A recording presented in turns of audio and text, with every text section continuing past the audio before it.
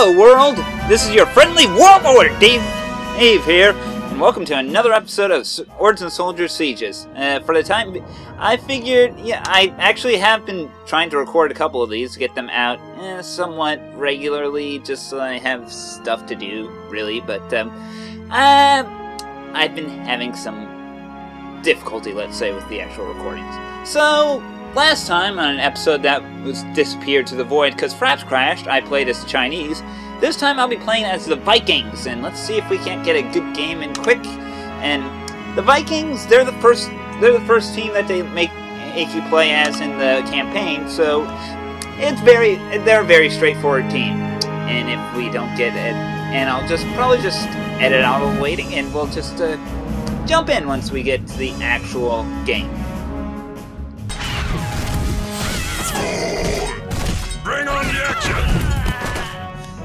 Okay, so we finally found an opponent after a very long single-player skirmish, so let's get right into the action. One thing I really should mention about the Vikings is that the cost of their workers is about equal to the cost of their melee units.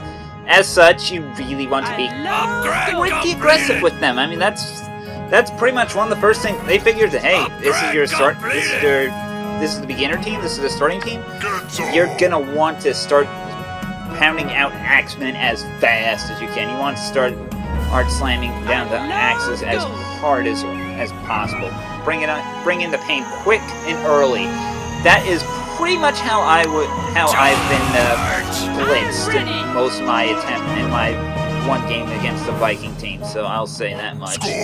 So it's just alternating. My strategy would pretty much alternate between axemen and gold farmers, and that usually gets the job done relatively well, in my opinion. Let me see here. I actually forgot my order. God damn it! God damn my OCD. Ready. On the plus side, bringing the pressure early means that they have less resources to put into getting as many farmers as they need, as well as getting all the requisite upgrades.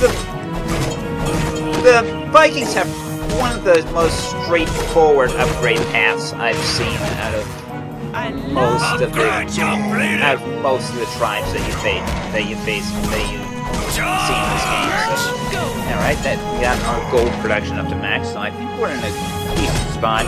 The ranged guys that you get aren't the greatest, but at the same time you kind of really need to take advantage of them in order to, well, you need to buy them at the bare minimum in order to take advantage of what, the better later upgrades that you can get. So, ouch! This is starting to hurt. Yeah, they are doing a good job just spamming. So, on the plus side, they can't quite compete in that area. I will give them. They get credit where credit's due, though, I'll say that much, but they're not gonna...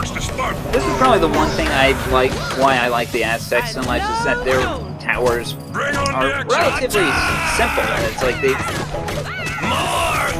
mean, you really don't need to do anything fancy to actually get them to start working. Just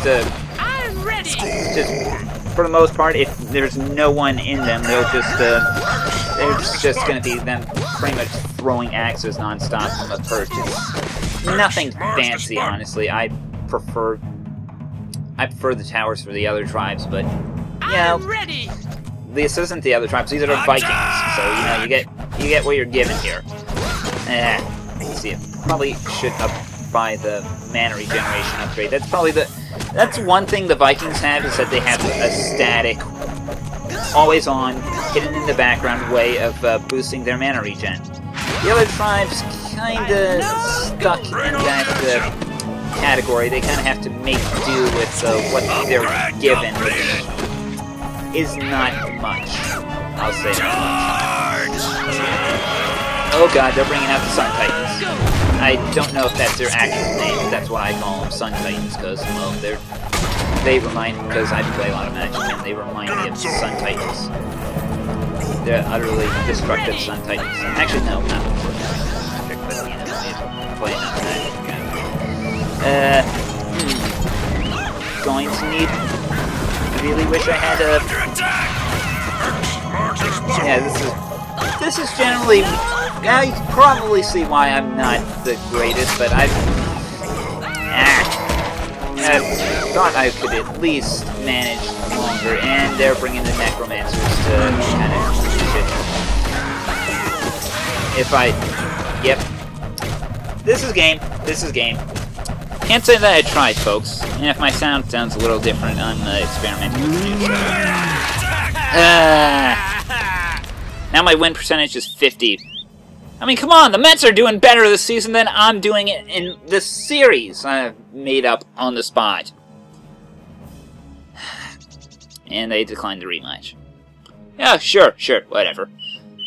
So that has been another episode of Sieges. I hope you enjoyed, and, you know, thank you for watching. I'll see you with more next time.